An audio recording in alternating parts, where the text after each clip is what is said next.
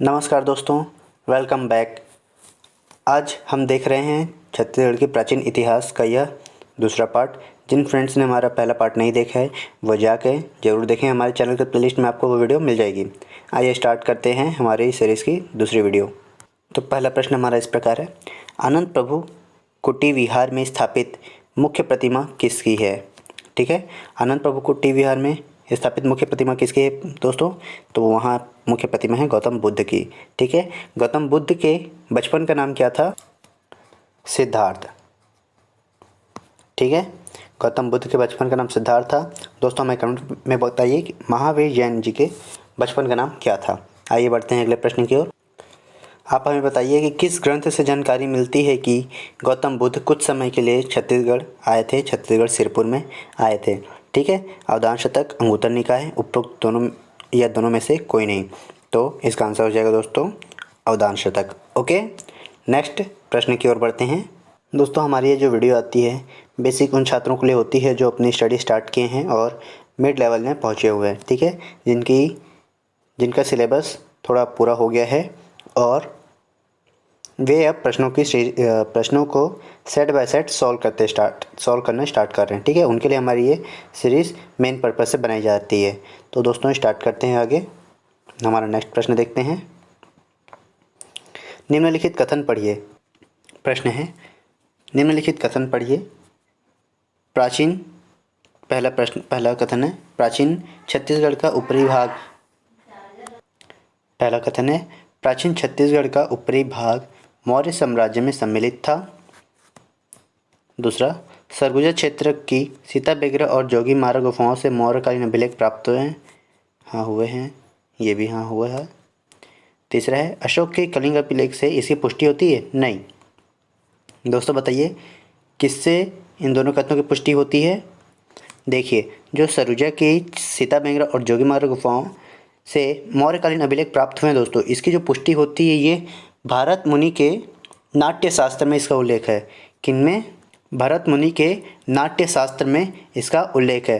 ठीक है, मैंने कहा भरत मुनि के नाट्य शास्त्र में इसका उल्लेख है, जिसमें सीता बेगरा, जोगी मारा, लक्ष्मण बेगरा, इन सभी स्थानों का उल्लेख है। और ये जो बेंगरा होता है दोस्तों, बेंगरा जो ये नाम के साथ जुड़ा हुआ है, ये उस समय एक उनके लिए कमरा होता था दोस्तों। ठीक है, उनके लिए कमरा बनाया जाता था। जैसे सीता बेंगरा सीता माता के लिए कमरा हो गया, लक्ष्मण बेगरा लक्ष्मण जी के लिए जो कमरा हो गया वो हो गया।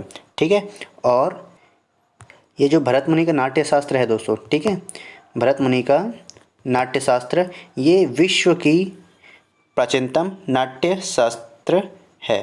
ठीक है, इसमें क्या पता चलता है? इसमें हमें ये पता चलता है भरत मुनि के नाट्य शास्त्र में कि ये जो सीता बेगरा है यह विश्व की प्राचीनतम नाट्यशाला है। ओके, तो इस प्रश्न का आंसर हम देख लेते हैं दोस्तों। इसका आंसर कौन कौन सा सही है? 1 और 2 सही हैं। ठीक है, ये गलत है। आगे बढ़ते हैं अगले प्रश्न की ओर।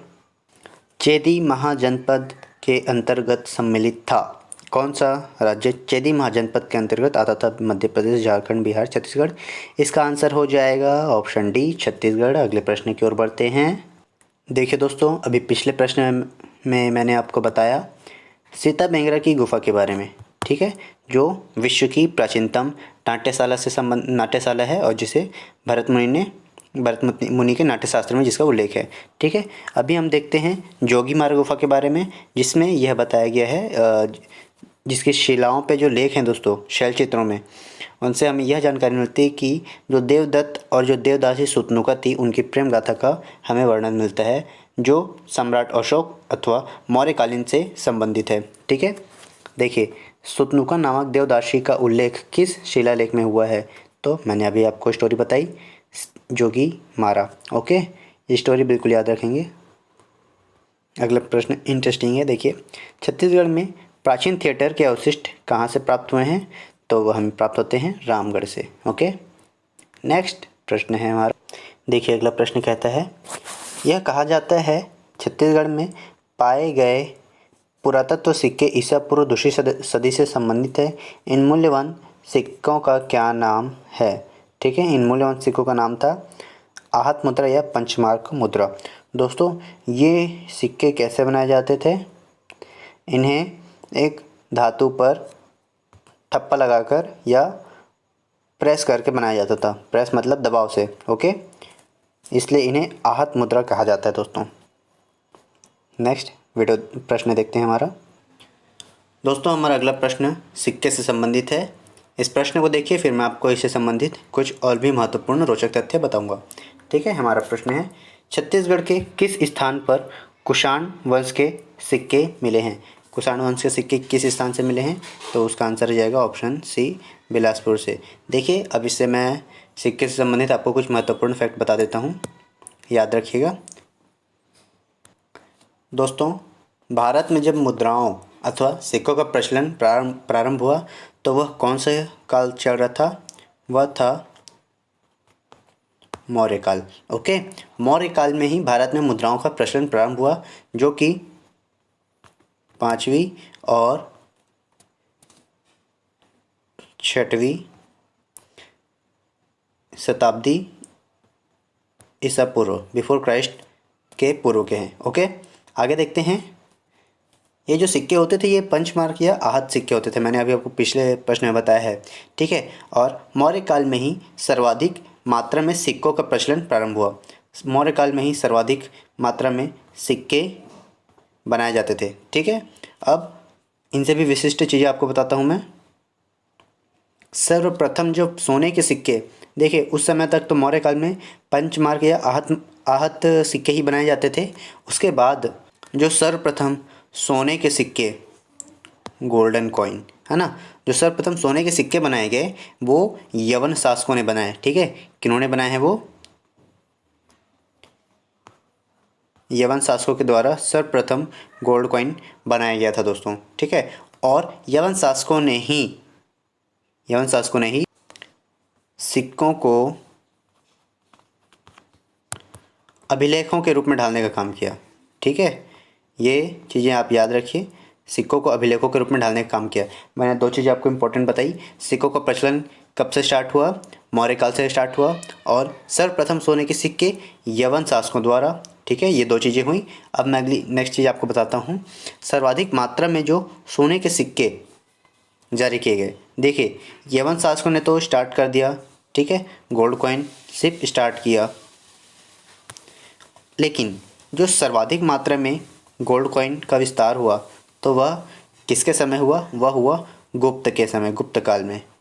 ओके, गुप्त शासकों ने सर्वाधिक मात्रा में सोने के सिक्के जारी किए, और इससे भी एक अच्छी बात ये हुई, ये स्पेशल और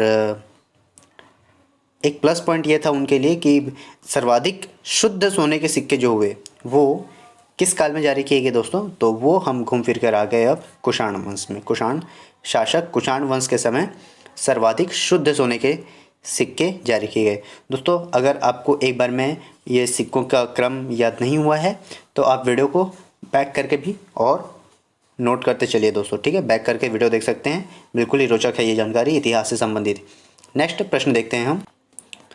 नेक्स्ट प्रश्न देखते हैं। बिलासपुर जिले के किरारी से प्राप्त काष्ठ स्तंभ से पता चलता है कि प्राचीन काल में निम्नलिखित में से किस राजवंश का शासन छत्तीसगढ़ में था? तो किस राजवंश का शासन था दोस्तों? Option D, Satavahana. ओके, ये किरारी के काष्ठ स्तंभ से प्रश्न कुछ इस प्रकार भी पूछते हैं कि किरारी का काष्ठ स्तंभ के अभिलेख से हमें किस राजा के बारे में पता चलता है, कौन से वंश के बारे में पता चलता है? तो इसका आंसर होता है सातवाहन काल। ठीक है दोस्तों, ये किरारी के काष्ठ अभिलेख ये एक स्मारक हो गया, एक प्राचीन काल का हो गया, समय का हो गया। ये रायपुर के, छत्तीसगढ़ के रायपुर के जो महंत घासीदास स्मारक संग्रहालय है दोस्तों। ठीक है, वहाँ आपको मिल जाएगा, वहाँ है, आप ज़रूर वहाँ विज़िट कीजिए, रायपुर आएँ जब भी। नेक्स्ट प्रश्न की ओर बढ़ते हैं हम। देखिए, लास्ट प्रश्न से ही मिलता जुलता प्रश्न आ गया। सातवाहन वंश के पदाधिकारियों का पद नाम छत्तीसगढ़ के किस स्थान के अभिलेख से प्राप्त हुआ है? किरारी। ओके, नेक्स्ट प्रश्न देखते हैं हम। सातवाहन है ना ये, किरारी। नेक्स्ट प्रश्न देखते हैं। सातवाहन नरेश अपिलक की एकमात्र मुद्रा जांजगीर चांपा जिले के किस स्थान से प्राप्त हुई? तो यह हमें प्राप्त हुई बालपुर जिले से। ओके, बालपुर जिले से हमें सातवाहन नरेश अपिलक की मुद्रा प्राप्त होती है। नेक्स्ट प्रश्न की ओर बढ़ते हैं। प्रयाग प्रशस्ति में निम्नलिखित में से किस गुप्त सम्राट की उपलब्धियों को उत्कीर्णित किया गया है?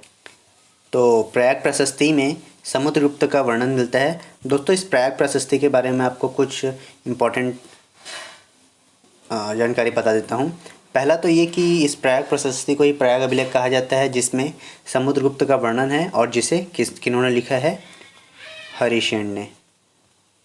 ठीक है, हरिसेन ये एक व्यक्ति है जिन्होंने समुद्रगुप्त के शासनकाल में उनके अधीन, मतलब ये कवि थे हमारे, ठीक है, प्रयाग प्रशस्ति का लेख लिखा है। ठीक है, और इसमें उन्होंने किस बात का वर्णन किया है? तो प्रयाग प्रशस्ति में किस बात का वर्णन है मैं आपको बताता हूँ। देखिए, जब समुद्रगुप्त दक्षिण की